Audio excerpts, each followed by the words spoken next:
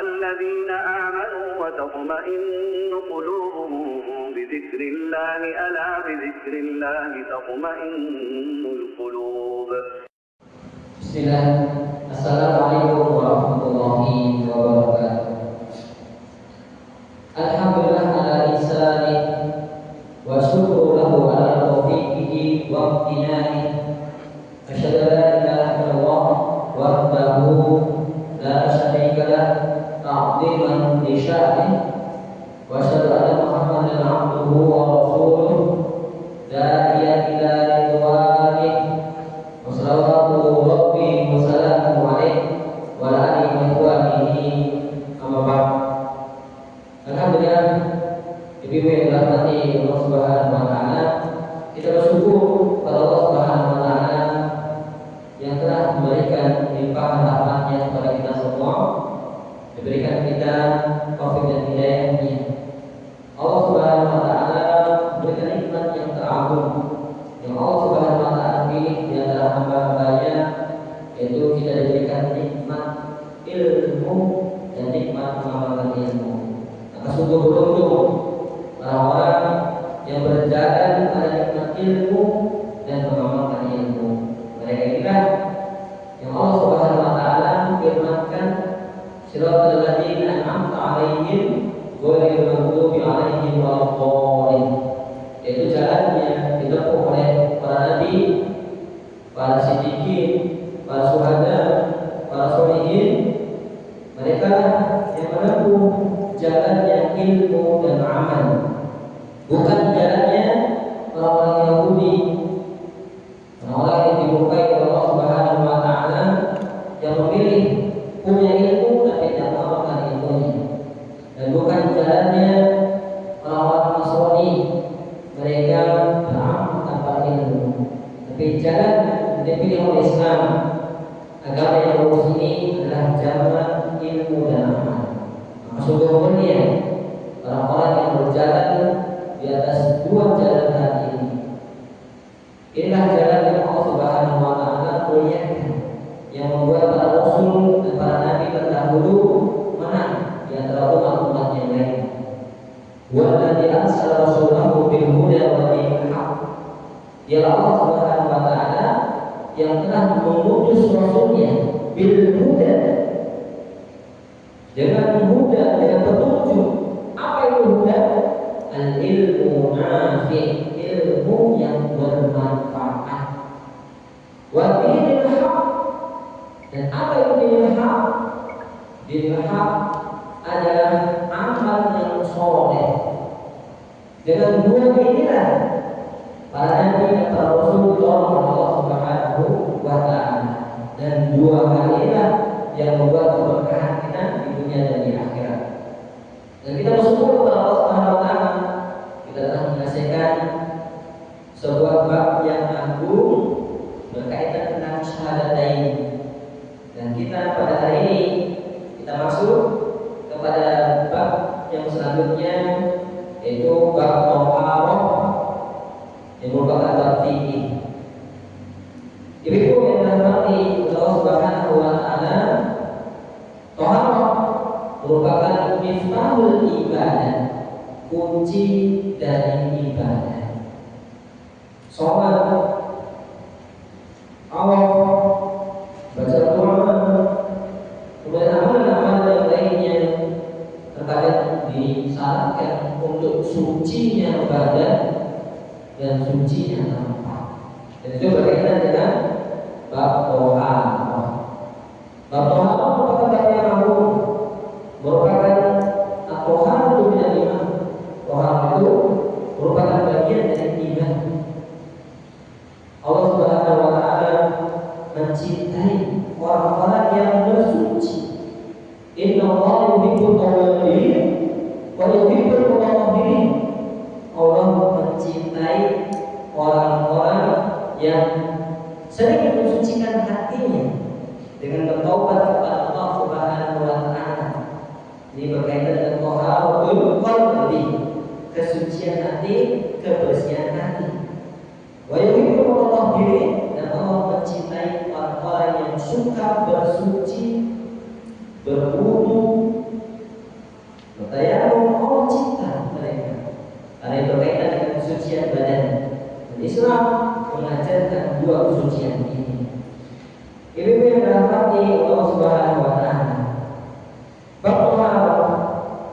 akan sempurna melainkan kita harus membahas al-wudu, alat bersuci, yaitu al-ma'u, air. Di hadapan kita sebelum kita masuk ke doa ada babul miyahi, bab anwa'ul miyahi, anwa'ul miyahi, macam-macam air. Termasuk kesempurnaan toharoh, kesempurnaan kita mengenal alat yang digunakan untuk toharoh. Di hadapan kita anwa'ul miyahi, macam-macam air. Air kenapa dibuat jamak, dibuat plural? Ini menunjukkan bahwasanya air itu bermacam-macam. Ada air yang bisa digunakan untuk bersuci, bertoharoh. Ada air yang tidak bisa digunakan untuk bersuci, bertoharoh. Oleh karena itu penting bagi kita semua untuk menjaga tetap sahnya ibadah toharoh kita, bersuci kita, agar sempurna kita tahu macam-macam air. Kita lanjut anwa'ul miyah, jenis-jenis air. Al-miyahu, air-air itu allati yajuzu tadhiru biha, air allati yang yajuz, yang boleh at-tadhir, digunakan untuk bersuci, biha, dengannya sab'u miyahin, ada 7 air yang diperbolehkan untuk bersuci, atau diistilahkan dengan para ulama air mutlak. Al-ma, apa yang mutlak itu adalah al-ma, air allati yajuzu tadhiru biha, yajuz, yang boleh tadhir, digunakan untuk bersuci biha, dengannya. Air mutlak itu air yang suci zatnya dan mensucikan yang lainnya. Secara umum yajuzu tadhiru biha, bisa digunakan untuk bersuci. Ada berapa di muka bumi ini? Sab'u miyahin, ada 7 air. Yang pertama ma'us samai, ma'us samai, air langit. Apa maksudnya air langit itu? Air yang turun dari langit atau hujan. Wa anzalna sama iman tahu, wa anzalna sama iman mubarakan, diturunkan dari langit. Allah turunkan dari langit air yang barokah, membawa barokah, membawa keberkahan untuk kehidupan dan untuk sarana bersuci.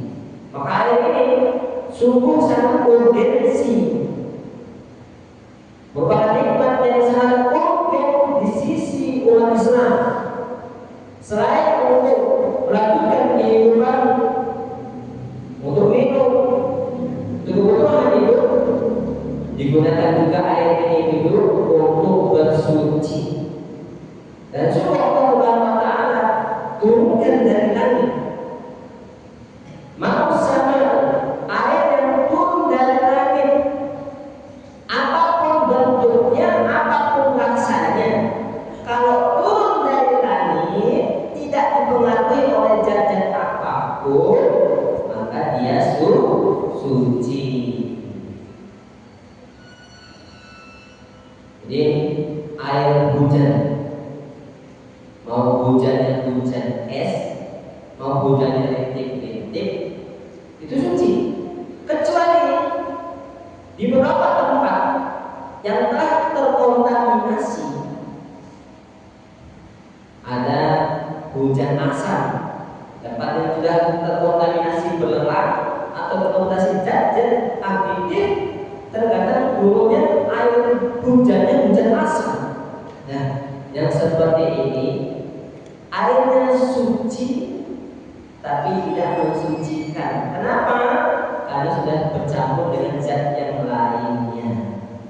Tapi secara umum di daerah-daerah yang normal tidak terjadi polusi, maka mau sama bisa digunakan untuk bersuci. Kemudian ma'ul bahri. Apa ma'ul bahri? Air laut. Air laut bisa digunakan untuk bersuci. Dahulu para sahabat, karena notabene orang Arab itu, mereka hanya mengenal nahrun, mengenal kuase, nahrun sungai, mereka kenal. Seperti kebiasaannya, air itu tentunya normal. Airnya itu tidak asin. Tapi suatu ketika mereka melakukan perjalanan jauh, mereka jumpailah air laut ini. Lantas bertanya kepada Rasulullah, bagaimana model air ini ya Rasulullah? Kami ketemui airnya kok ini asin. Kalau di sungai, kalau pada mata air, airnya ini jernih. Airnya ini tawar, tidak asin. Maka kata Rasulullah mengatakan, ma'uhu tahurun, airnya suci. Al-ghillu maitatuhu, dan bangkai laut, bangkai ikan atau apapun yang hidup di laut halal. Kenapa? Karena para sahabat bertanya, mendapati suatu model yang baru berupa air yang asin. Air yang asin ini bukan manusia yang mencampurnya, karena murni air asin, air laut itu dari Allah Subhanahu wa Ta'ala. Maka boleh digunakan untuk bersuci. Nah, bagaimana ibu-ibu kalau daerah Himalaya ada air kecampuran garam Himalaya? Apakah bisa dikiaskan dengan air laut? Tentunya berbeda. Kalau ada air kecampuran garam banyak, maka sudah merubah itu merubah kemutlakan air tersebut. Nama air tersebut bukan lagi air, tapi air garam. Tapi kalau air yang dari laut, memang murni sudah seperti itu. Mau bagaimana lagi? Dan Allah memperbolehkan digunakan untuk bersuci. Dan secara ilmu modern, ternyata air laut itu bisa mensucikan bakteri dan bangkai. Oleh karena itu, tidak ada yang bisa menajiskan air laut yang begitu banyak. Kemudian ma'un nahri, air dari sungai. Bagaimana bentuknya air tersebut tetap suci itu, tetap suci dia. Kecuali apa itu sudah dipastikan kalau bercampur dengan sesuatu yang merubah air tersebut. Apa misalnya itu? Sungai kebanjiran dari bawah sana banjir turun. Jadi dulu air sungainya berubah jadi air Milo. Jadi Milo campuran dari air Milo, campuran sampah, campuran apa. Nah kalau sudah berubah warna, rasa zatnya, maka berubah permukaan air tersebut yang bisa digunakan untuk bersuci. Ma'ul bi'ri, air sumur berikutnya. Air sumur, di mana ibu-ibu ngebor, kalau ketemu sumur, airnya sumurnya apa? Suci juga, suci. Tapi kalau daerah Tanjung, daerah Melayu, Sarata, ngebor, yang keluar airnya air panyau, asin. Oh, kalau daerah-daerah yang Rabamodu, daerah-daerah Cerata, enak airnya. Apapun itu airnya tetap suci. Tidak bisa menajiskannya sesuatu pun kecuali tadi berubah 3 hal tadi: warna, rasa, dan bau. Kemudian ma'ul air, mata air. Mata air bisa digunakan untuk bersuci. Kemudian ma'ul salji, air dari salju.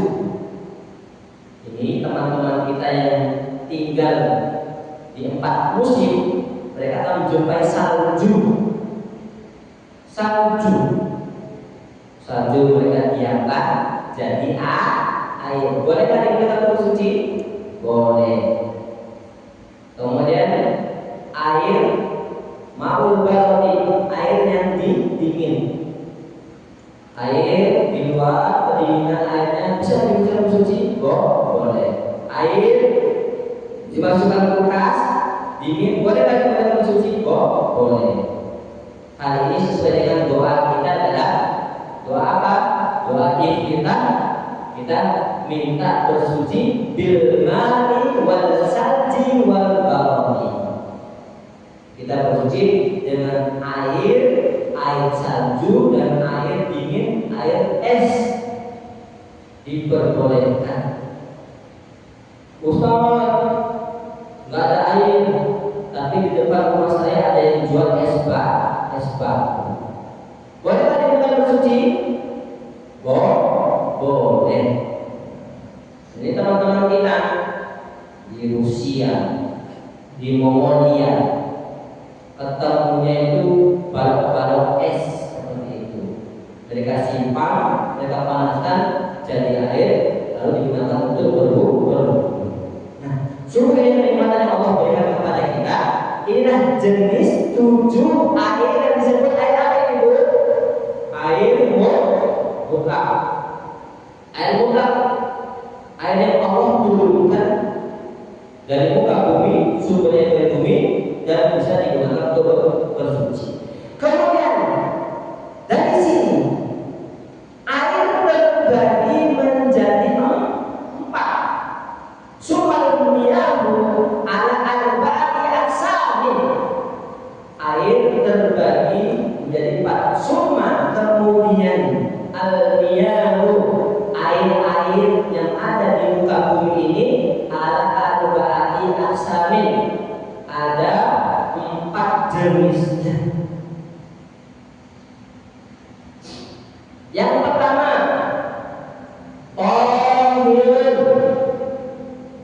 Tohirun. Apa artinya tohirun itu? Suci. Mutahhirun, mensucikan yang lainnya. Tohirnya zatnya suci, tidak kemasukan najis atau kemasukan benda-benda yang bisa merusak kesucian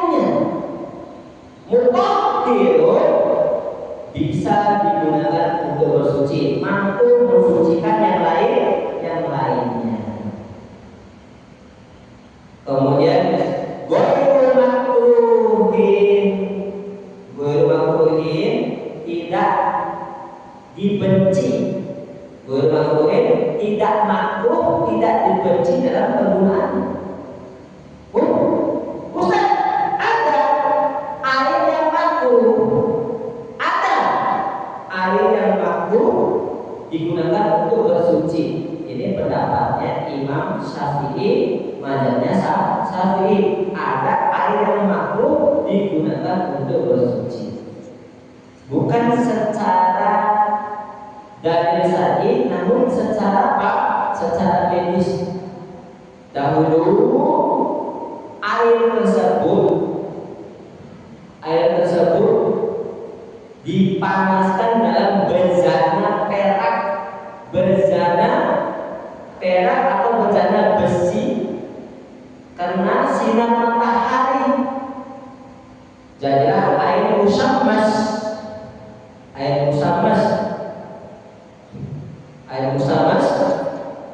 Air karena kena sinar matahari pada wadah bersih. Ternyata zaman dahulu ini menyebabkan penyakit. Maka para ulama melarang menggunakan air yang musammas itu. Makruh istimalnya digunakan makruh. Boleh dalam kondisi darurat kalau terpaksa. Tapi dalam kondisi biasa lebih baik dihindari, dia makruh digunakannya. Maka kalau ada air itu tahir, suci, mutahhir, tidak makruh digunakan, namanya al-ma'ul mutlaq, air mutlak yang bisa digunakan bersuci. Kemudian yang kedua, tahir, suci ya, suci. Mutahhir, mensucikan yang lainnya. Akan tetapi makruhun istimalihi atau istimaluhu, digunakan makruh digunakan. Tadi al-ma'ul musyarraf masuk, air yang terkena sinar matahari. Nah ini Ibu, di zamannya siapa ini? Zaman para ulama dahulu. Mereka memasukkan di dalam wadah apa? Wadah besi atau logam yang bisa membuat apa? Kalau terkena air, ternyata kandungan besi dan logamnya itu tercampur di air yang kena matahari tersebut. Kalau digunakan bisa kena penyakit kulit. Inilah yang terlarang. Bukan terlarang, tapi makruh digunakan. Kalau zaman kita sekarang ini, kita buka keran. Kerannya berasal dari mana Ibu? Dari tandon air. Ibu lihat tandon air ya. Rumahnya ada punya tandon. Atau di masjid ada tandon. Tandonnya kenapa panas Ibu? Kenapa panas? Pas dibuka panas. Oh, ini mungkin kata ustaz. Oh, ini mungkin karena ustaz ini. Makruh digunakan. Bukan air yang seperti itu. Kalau ada air yang kena sinar matahari pada tandon plastik tersebut dan itu mudarat untuk digunakan, maka air itu bisa menjadi makruh digunakan. Namun kalau tidak terbukti maka boleh digunakan. Ini kehati-hatian mazhabnya Syafi'iyah, membagi air ada al-ma'ul musyammas, yaitu tahir, mutahhir, mensucikan, akan tetapi makruh istimaluhu, penggunaannya makruh. Penggunaan makruh gara-gara apa itu? Alasan syariat atau alasan kedokteran? Alasan kesehatan kedokteran. Dan Islam agama kita daful mudarat muqaddam ala jadbil masalih, menolak kemudaratan lebih kita utamakan dari mengambil manfaat manfaat.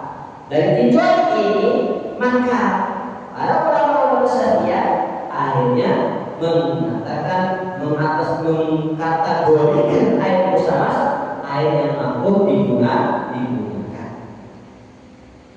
Kemudian berikutnya tahirun suci, ghairu mutahhir tidak mensucikan. Ghairu airnya suci tidak mensucikan. Wa huwa ma'ul musta'mal, air yang sudah digunakan. Al-ma'ul musta'mal, air yang sudah digunakan untuk bersuci. Ibu-ibu ingat kita belajar ini mazhab Syafi'iyah. Wal mutaghayyiru bima khalaqahu wal mutaghayyiru berubah, airnya sudah berubah. Bima khalaqahu minat tahirati, airnya sudah berubah. Bima khalaqahu dengan kecampuran sesuatu yang suci.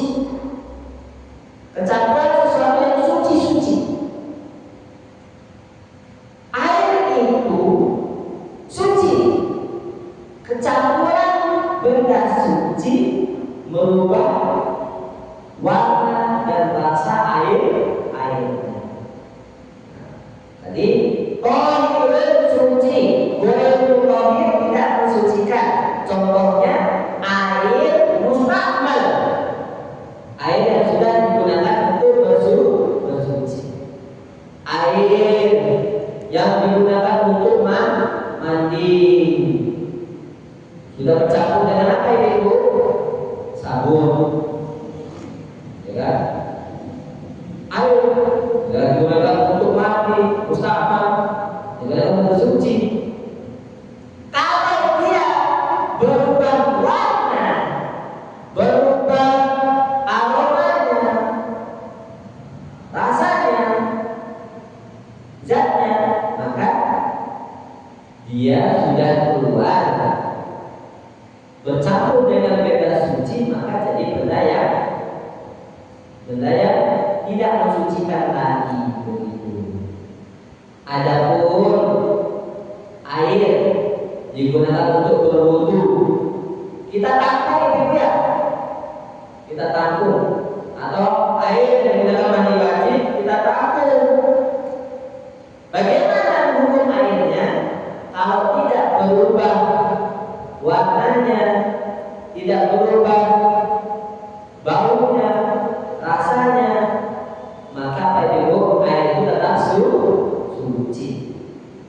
Jadi sesuatu benda yang suci bercampur dengan air, kalau berubah warna, bau, rasa dari air, maka akan merubah sifat air tersebut, sehingga dari dia mensucikan tidak mensucikan.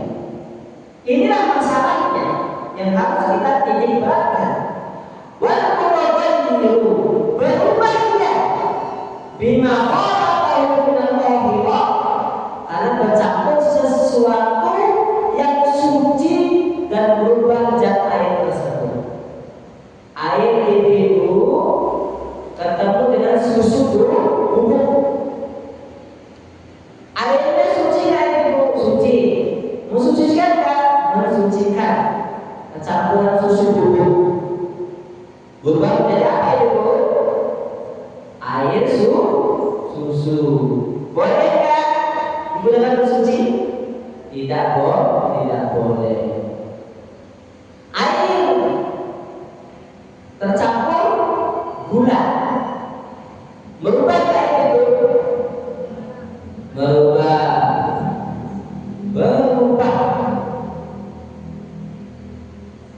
Bisa mensucikan?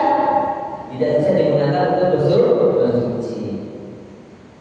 Air kelapa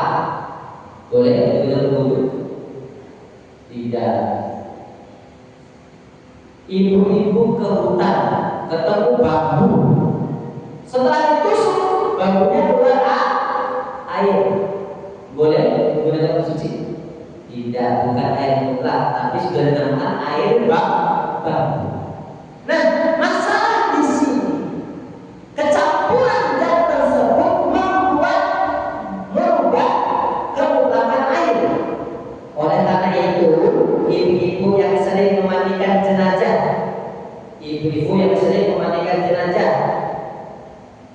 kita pernah mencampur air dengan apa, ibu-ibu? Bidara. Ada lagi air dicampur dengan apa, ibu-ibu?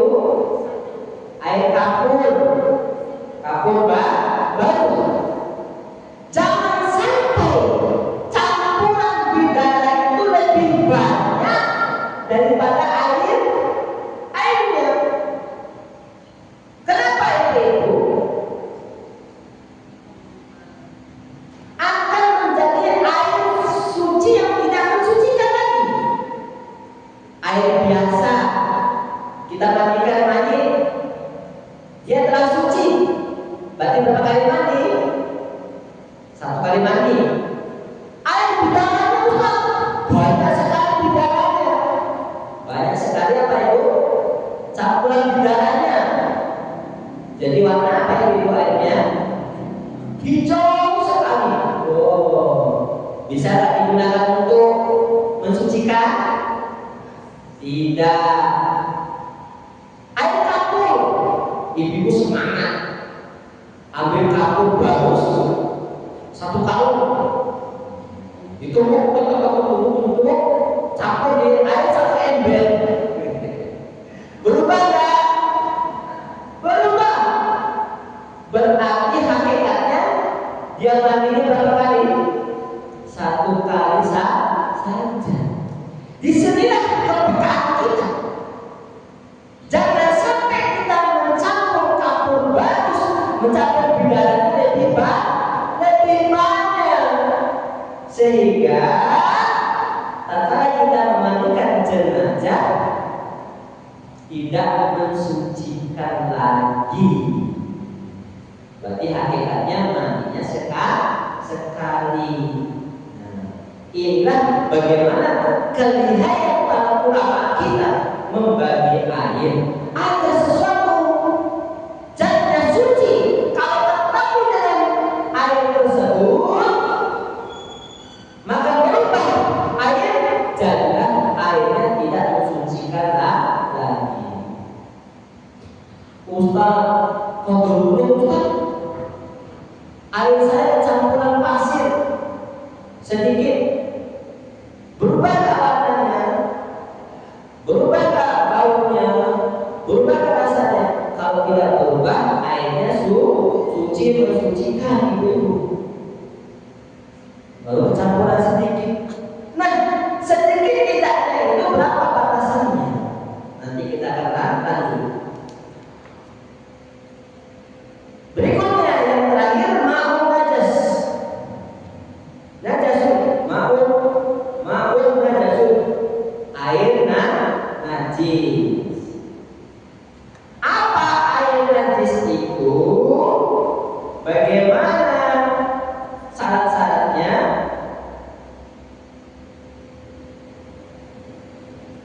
Yang pertama, wallahi khalaq fihi najasatun, dia itu tercampur benda najis.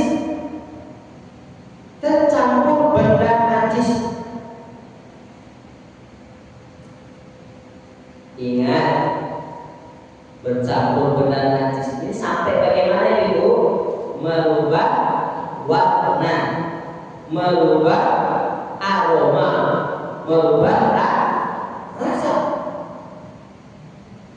Airnya 1 ember, kejatuhan tai cecak. Ustaz, ini contohnya kotor-kotor, mau bagaimana lagi? Jadi Islam itu tidak malu menyampaikan kebenaran.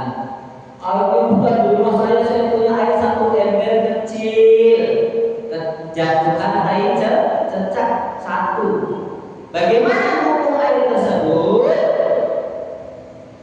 Dia bercampur dengan zat najis. Maka kalau tidak berubah warna, bau, rasa, zatnya tidak berubah, maka apa? Tetap suci. Nah, kemudian menurut mazhab Syafi'i, banyak sedikitnya air itu tergantung kulatain volumenya mencapai 2 bulan atau tidak. Duna kulatain, di bawah 2 bulan berarti air yang sedikit. Al-kullah kulatain paksa 2 bulan lebih, berarti air tersebut apa itu? Banyak. Ini menurut Imam Syafi'i. Kalau kita itu ada air tercampur najis, merubah warna, bau, rasa, maka disebut air najis. Air tercampur benda najis tapi tidak berubah, maka tetap apa? Tetap suci. Tapi Imam Syafi'i, mazhab Syafi'i berkata patokannya 2 bulan. Berapa 2 bulan itu? Nanti kita bahas. Aukana kullatain fatabayyana. Air yang 2 bulan kalau berubah ketemu najis, maka tetap najis. Wal kullatani 2 bulan itu khamsumi atirin 500 liter bil Baghdadi. 500 liter takarannya orang Baghdad. Kira-kira takriban fil asroh sesuai dengan mazhab yang sah atau kebanyakan, takriban fil asroh. Mendapatkan sohen mengatakan seperti itu, artinya 500 liter. Berapa 500 liter itu? Kalau kita konversi dengan kita setengah hasta, 1,5 hasta.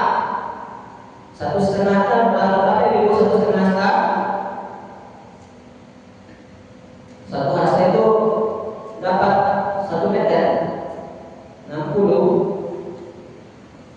hasta 60 berarti 75 cm 75 cm panjang, 75 cm lebar, 75 cm panjang kali lebar kali apa lagi itu volume tinggi, maka didapati berapa? 1 bulan itu berarti 422 liter.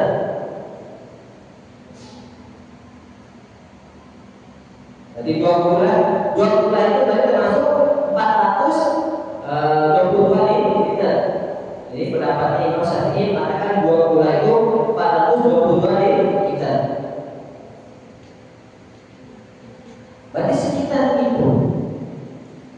Kalau kita mendapati air 422 liter, dikatakan 2 bulan. Nah, kalau air mencapai 2 bulan, sudah mencapai 2 bulan, 432 liter, kemasukan najis, ya kan, tidak merubahnya, berarti apa? Air itu suci. Tetapi di bawah 2 bulan, kata mereka tidak mencapai 2 bulan, tidak mencapai 422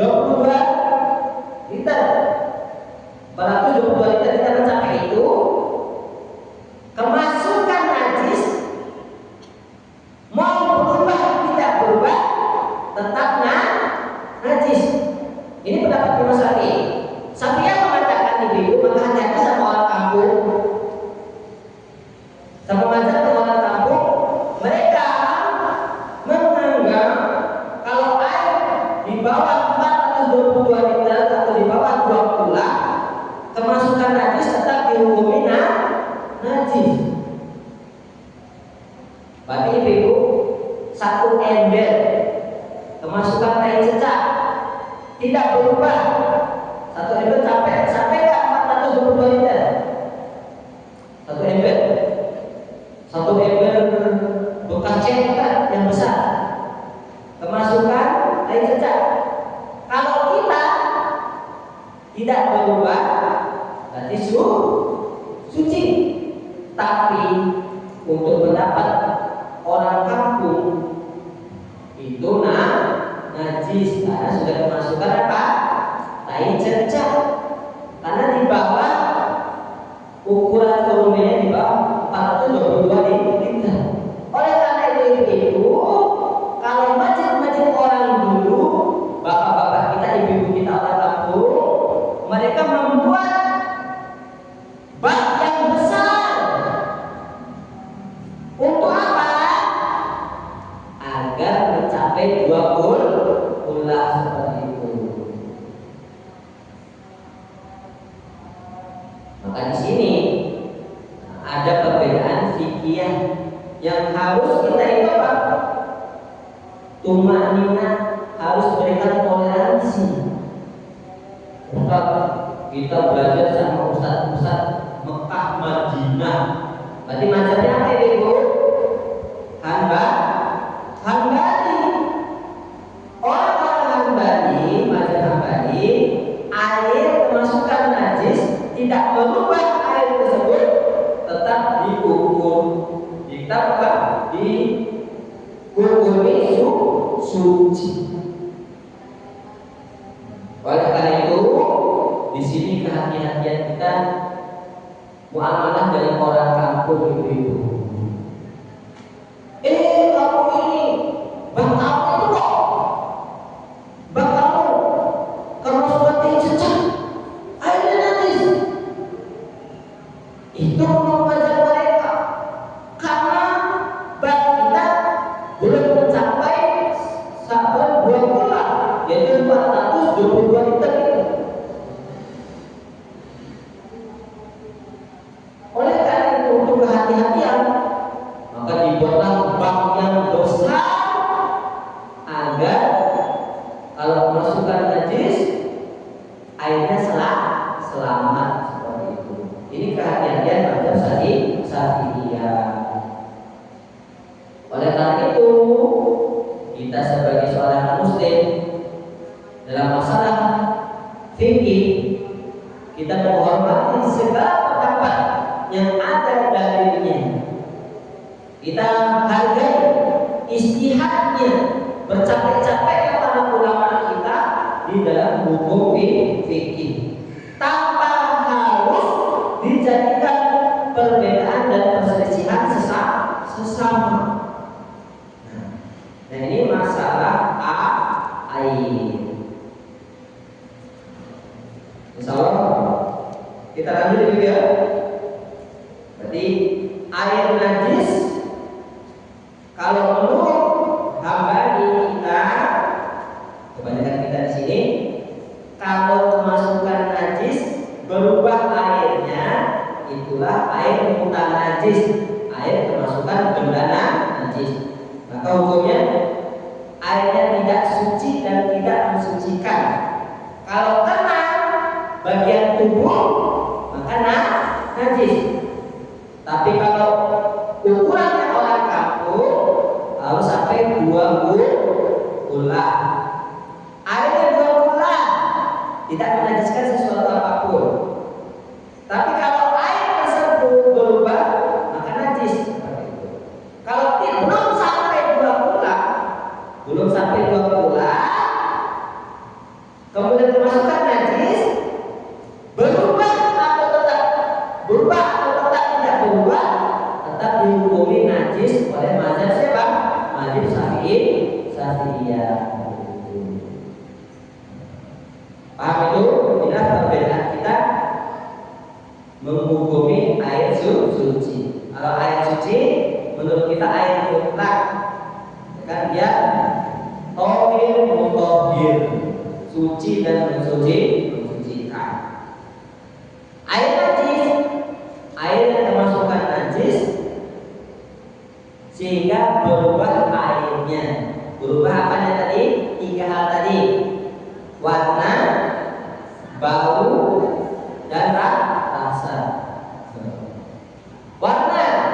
bisa dilihat. Bau bisa dicium aromanya, ya kan?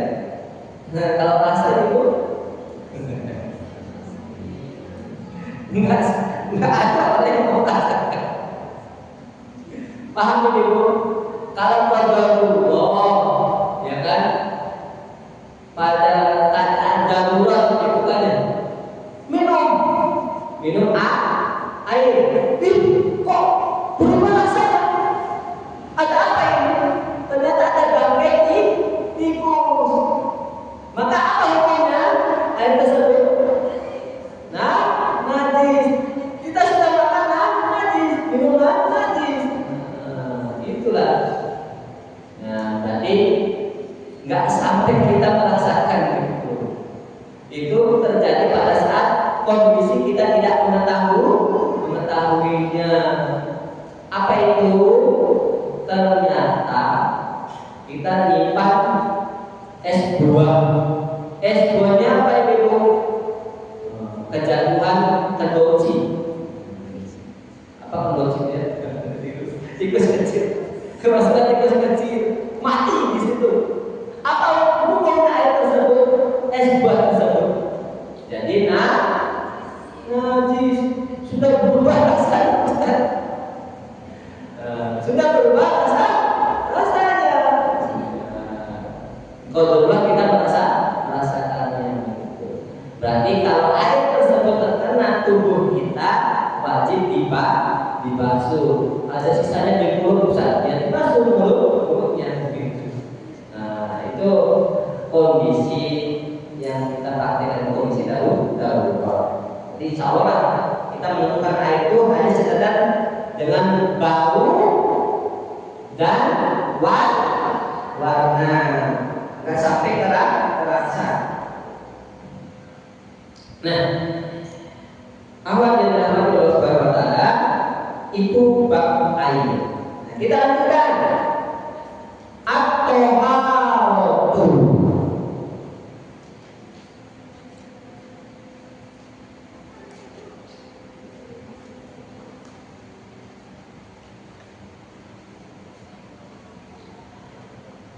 Kitab yang baru yaitu Toha. At-taharatu lughatan. Toharah dari sisi lugah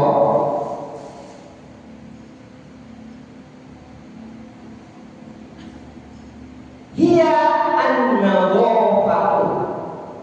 Apa nadhafah itu?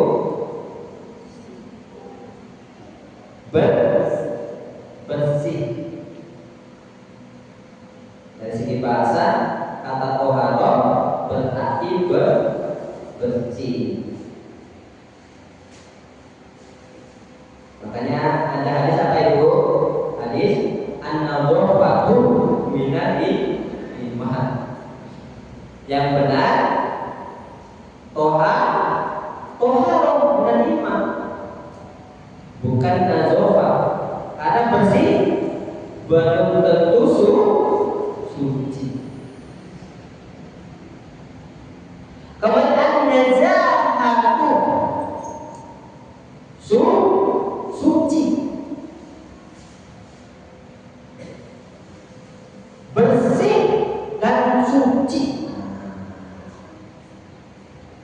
Nadhafah bersihnya belum tentu apa? Suci. Maka toharah ada tambahannya, yaitu suci. An-nadhafatu bersih, wa nazahatu suci, minal awdari dari sesuatu yang jijik. Minal awdar, qadar itu jijik. Suci bersih dari sesuatu yang jijik. Apa jijik itu? Kotor. Ini semani jijik. Itulah jijik itu. Ketemu sesuatu jijik. kencingnya ibu itu najis. Wat adnasi, suci bersih dari apa? Adnas, dari kotoran.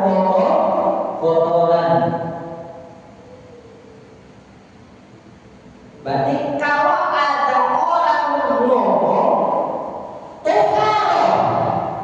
dalam benak kita mengumpulkan dua hal, ada bersihnya, ada sucinya. Ada bersihnya, ada suci. Apa yang menjadi tolak ukur kita? Syariat atau perasaan manusia masing-masing? Ibu-ibu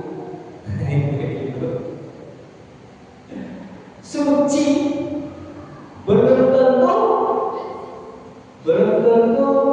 suci, belum tentu bersih menurut ibu-ibu. Iya ibu, benar nggak?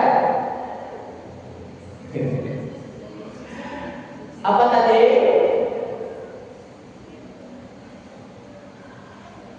Suci belum tentu bersih menurut ibu-ibu. Apa itu? Nah, ini maaf ibu ya, bukan tes contoh. Bawa anak-anak. Suci nggak ibu? Suci. Cici. Oh saja bawa anak ini. Bersih nggak ibu?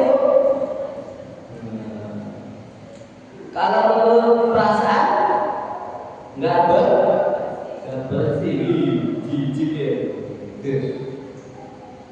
Oleh karena itu standarnya itu syariat atau perasaan atau akal kita? Pada syariat. Nah kita lari toharoh dari istilah atau istilah indah fuqaha huwa raful hadasi, mengangkat hadas, wa izalatul najasi, dan membuang najis. Apa itu hadas? Apa itu najis? Musyawarah. Siapa yang bisa? Ada yang bisa? Hadas apa itu? Oh, sifat yang melekat pada badan. Kalau najis itu berasal dari kotoran. Ibu siapa? Hah?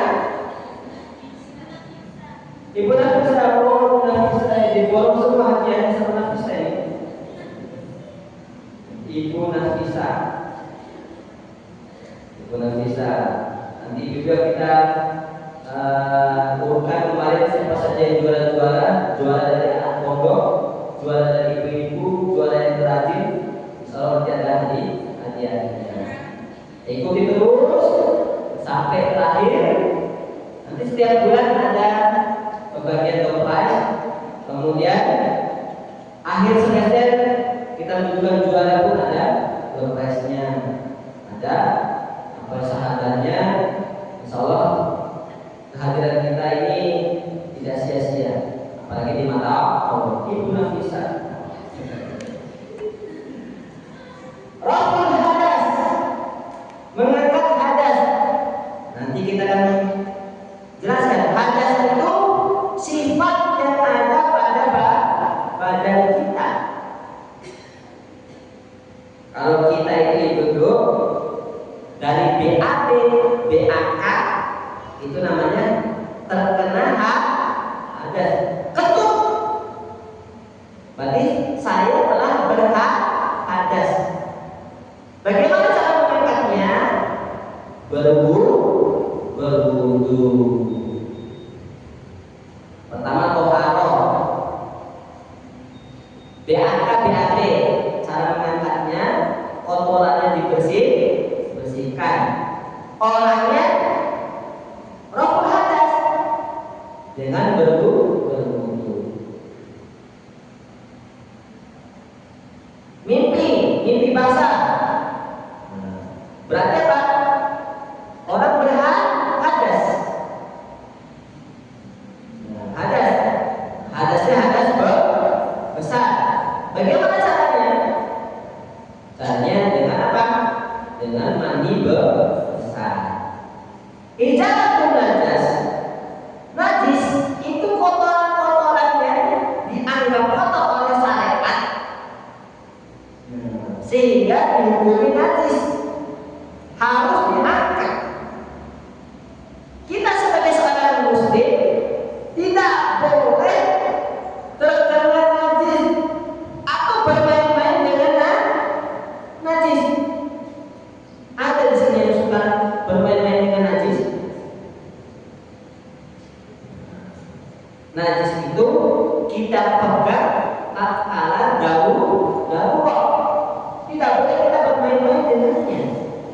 Itulah kesucian menurut Islam, mengangkat hadas dan menghilangkan najis. Dan hadas dan najis ini ditentukan oleh syariat. Nah, insya Allah nanti ibu kita akan jelaskan apa itu makna hadas dan najis. Kemudian fadhailul taharati bil adillati. Fadhailul taharati bil adillati. Keutamaan taharah dengan dalil-dalilnya. Mengapa kita harus bertaharah itu? Yang pertama, at-taharatu syartun lisihhatis sholati. Taharah merupakan syarat untuk sehat, sah. Sehat itu sah. Sehat itu sholat itu sahnya sholat. Taharah itu syarat untuk sahnya sholat atau ibadah semisal sholat. Jadi kuncinya sholat, kuncinya ibadah itu benar taharahnya. Taharah itu merupakan syarat. Syarat itu di dalam ibadah atau di luar ibadah. Di luar ibadah, sesuatu yang dilakukan oleh seorang muslim di luar ibadahnya untuk menuju ibadah yang sukses, itulah syarat. Salah satunya apa? Taharah. Jadi syarat itu sesuatu yang kita penuhi sebelum masuk ibadah. Ada rukun itu apa? Ibadah itu sendiri. Fondasinya ibadah itu sendiri. Maka rukun itu di dalam ibadah. Kalau syarat itu di luar ibadah. Ibu-ibu niat itu di luar atau di dalam? Ibu, niat dulu atau sholat dulu? Niat dulu. Berarti di luar ibadah itu mazhabnya kita itu. Tapi sebagian Syafi'iyah niat itu di dalam. Ibu pernah lihat orang usul memasukkan niat. Belum masuk niat saya. Usul. Itu ibu karena dia menafsirkan innama a'malu binniyat. Niat itu itu masuk di dalam ibadah. Sedangkan kita niat itu di luar ibadah menjadi syarat. Nah, sebagaimana toharoh ini peristiwa yang kita lakukan di luar ibadah untuk kesempurnaan ibadah itulah syarat. Maka toharoh termasuk santun syarat disihati sholat untuk kesahan sholat kita. Apa dalilnya? Ya ayyuhalladzina amanu idza qumtum ila sholati faghsilu wujuhakum. Al-Maidah ayat 6. Ya ayyuhalladzina amanu idza qumtum ila sholati faghsilu wujuhakum. Wahai orang yang beriman, idza qumtum ila sholat, kalau kalian bangkit dari sholat, faghsilu wujuhakum, maka basuhlah wajah-wajah kalian. Sudah ada ayat, berarti hafalkan. Ibu-ibu tugasnya hafalkan Al-Maidah ayat 6. Hafalkan Al-Maidah ayat 6. Al-Maidah ayat 6 merupakan fondasinya toharoh atau wudu. Jadi ibu tugasnya satu minggu ini menghafalkan Al-Maidah ayat 6. Dari situ kita akan mengambil mana yang rukun, mana yang sunah-sunah. Ternyata wudu ada dua hal wudu itu. Wudu yang afdol sama wudu yang apa itu? Wudu yang wajib-wajib saja atau wudu yang sah-sah saja. Boleh nggak wudu tanpa minum dulu? Boleh nggak wudu tanpa kumur-kumur, tanpa basuh tangan? Boleh nggak? Tidak. Ada mengatakan tidak? Tidak. Apa dalilnya?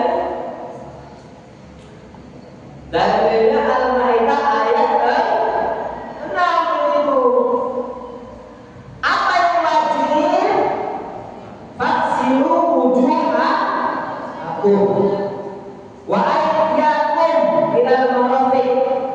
Wajah, kedua tangan, kemudian apa lagi? Wamsahu birusikum, membasuh kepala. Wa arjulakum, kedua kaki kalian ila ka'bayn, sampai kedua mata kaki. Allah hanya menyebutkan apa yang itu? Kepala juga. Kemudian tangan, ya permen apa satu lagi? Wajah, tangan, kepala, kaki. Sah nggak wudu orang seperti itu? Sah. Menurut Al-Maidah ayat 6. Afdol tidak anak meninggalkan sunnah wudu yang diajarkan Rasulullah. Kapan ibu-ibu wudu seperti ini? Kalau darurat, nanti ibu-ibu akan umroh. Ibu-ibu kan haji. Jauh sekali tempatku wudu, cuma bawa aku. Maka saat anak kalau haji umroh bawalah aku. Ustaz, tempat wudunya Masya 3 kilo Ustaz. Saya sudah tentu Ustaz di saat pertama lagi di Masjid Nabawi lagi jauh. Apa yang dilakukan? Kalau pakai kumur-kumur, masa saya buang di sajadah? Apa yang dilakukan itu?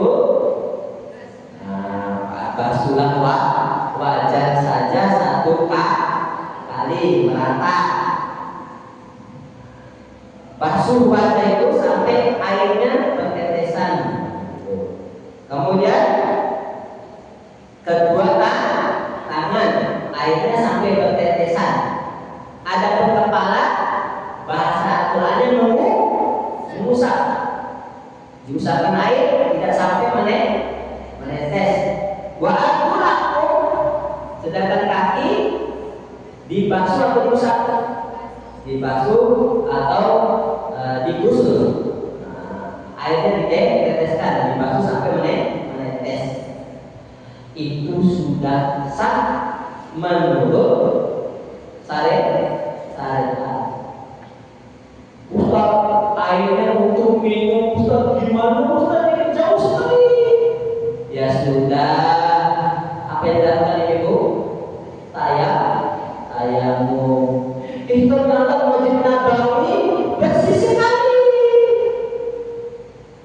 Air bersih sekali kan? Bukan seperti masjid-masjid kita. Masjid kita gampang dapat debunya gitu ya. Nikmat di antara nikmat Allah, masjid kita banyak debunya. Ya sudah, pakai debunya, karpetnya masjid, ditepuk-tepuk ada debunya itu. Ada, digunakan untuk tayamum. Nah kalau seperti Masjid Nabawi bagaimana? Makanya tadi bawa air, mau segelas aqua atau air yang terdekat. Apa yang terdekat? Nanti di dekat-dekat ibu waktu umroh itu di haji itu ada air jam-jam yang dibagi bagi. Nah ini kan ibu tadi yang pertama thaharah itu merupakan syarat sahnya sholat kita. Kemudian berikutnya darinya la yaqbalullah sholata ahadikum. La yaqbalullah, Allah tidak menerima sholat ahadikum, sholatnya kalian idza hadasa, apabila kalian berhadas hatta yatawaddo, sampai dia bersuci. Inilah yang kita bisa kaji pada hari ini dengan taufiq wal hidayah wal hidayah. Subhanakallahumma wa bihamdika asyhadu an la ilaha illa anta astaghfiruka wa atubu ilaik wa akhiru da'wana alhamdulillahirabbil alamin. Assalamualaikum warahmatullahi wabarakatuh. Keasikan sampai kita lupa waktu. الذين آمنوا وتطمئن قلوبهم بذكر الله ألا بذكر الله تطمئن القلوب